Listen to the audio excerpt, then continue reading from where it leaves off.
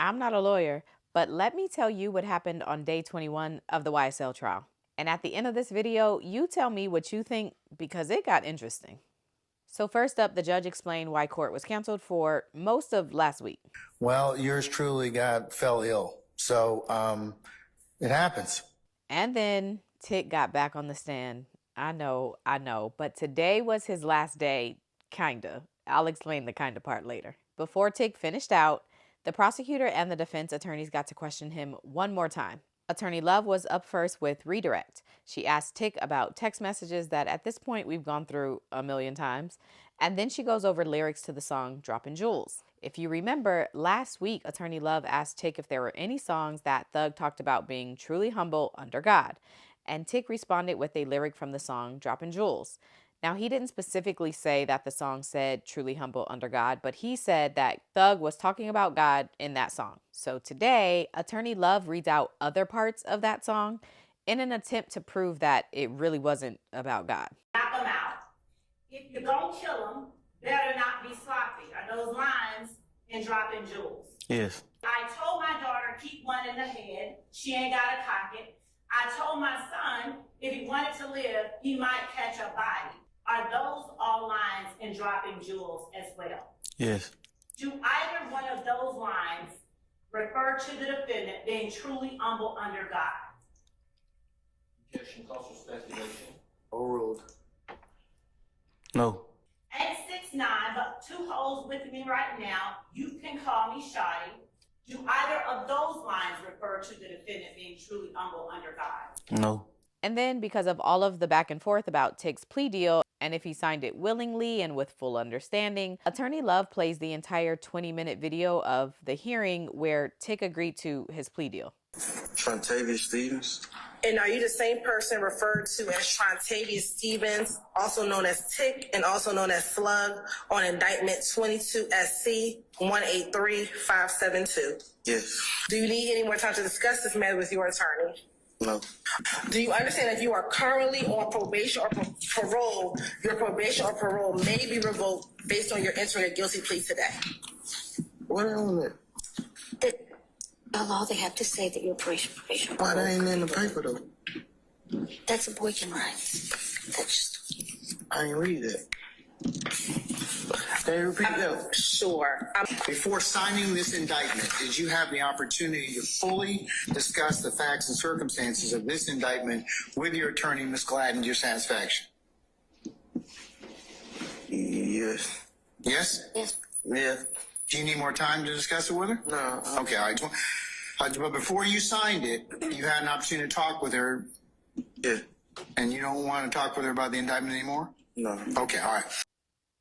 Now, once Attorney Love wraps up her questions of Tick, Brian Steele says that he wants to play Young Thug's Tiny Desk performance specifically for the Droppin' Jewels song. According to him, Attorney Love only read parts of the Droppin' Jewels song, and she did so out of context. So he argues that he should be able to play the full song so the jury can have full context for each of the lyrics that she read out.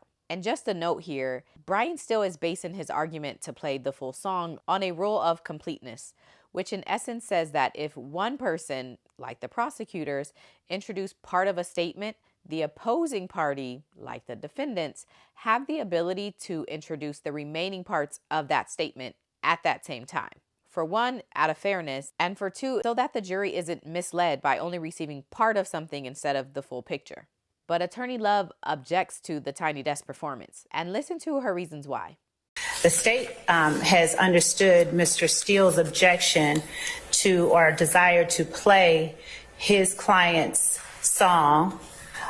He has couched it as the witness or the state read lines wrong.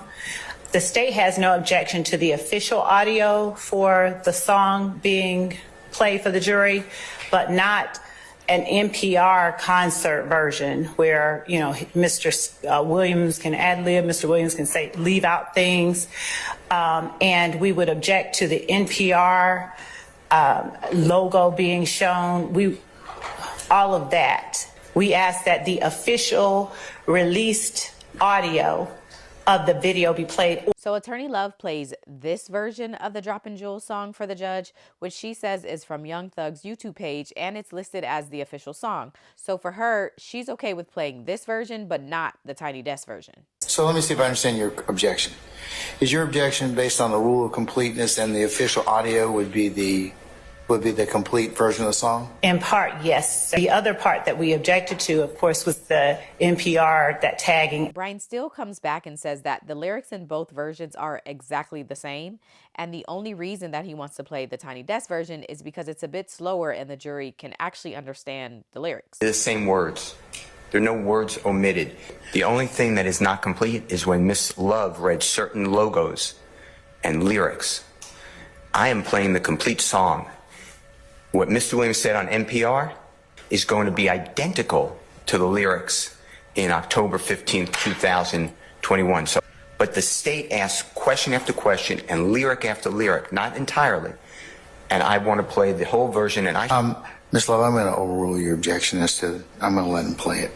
And Your Honor, understood and understand the court's ruling regarding that. Other issue with that video snippet, Tiny Desk generally plays snippets of songs because it's a 30-minute segment where they play many different songs. The version that Mr. Steele is asking the court to play, I'm assuming for the rule of completeness, is not the complete version. The judge tells them both to go to lunch and determine if there are any differences between the lyrics from one version versus the other. And after lunch, he'll hear them out and make a decision. But y'all, after lunch, the prosecutor has a completely different reason for her objection. It's no longer about Tiny Desk and NPR. Now it's about hearsay? The video itself, Your Honor, is inadmissible hearsay. Per 24-801, the exhibit does not have to be self-serving as it did under the old Georgia law, only self-quoting. That is what makes it hearsay under 24-801A through C. The state has left the jury with no misrepresentation or false portrayal about what the lyrics of the song are. And so the rule of completeness and doctrine of curative admissibility does not apply. Even for the sake of argument, if the state has in some way misrepresented to the jury what the lyrics are, the state did not introduce a video. The only thing then that would be even conceivably admissible would be the specific additional lyrics that provide a different context than the ones the state introduced from that particular song with this witness. So Attorney Love argues that the video is hearsay and the rule of completeness doesn't trump hearsay. She also says the state didn't misrepresent the lyrics.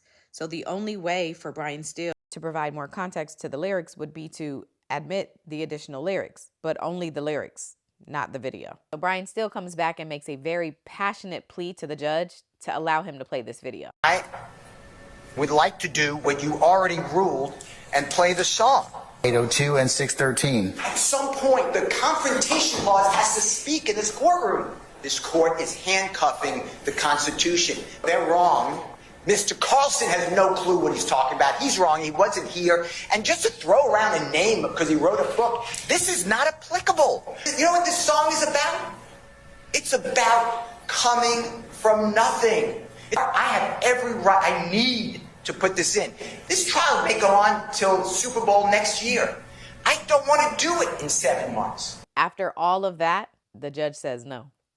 So Brian Steele comes back and does his recross and attempts to read off the very same lyrics that Attorney Love read off since he wasn't allowed to play the video.